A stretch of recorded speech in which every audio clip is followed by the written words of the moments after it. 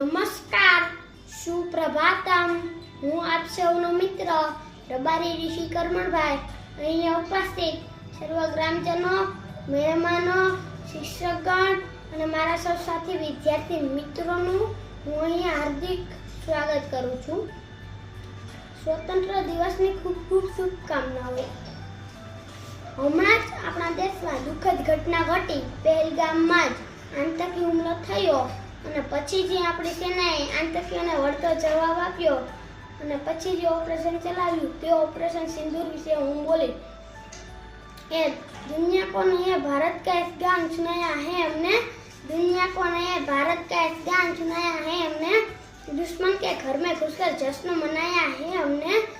धर्म पूछकर बहनों का सिंदूर मिटाया था तुमने. उसी मीठे सिंदूर को एक बारूद बनाया है हमने.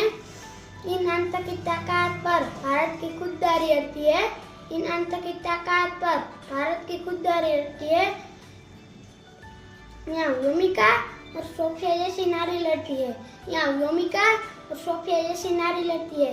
पहलगाम का बदला लेकर दुश्मनों को ये बता दिया. पहलगाम का बदला लेकर दुनिया को ये बता दिया कि चुटकी भर सिंदूर की कीमत कितनी भारी पड़ती है.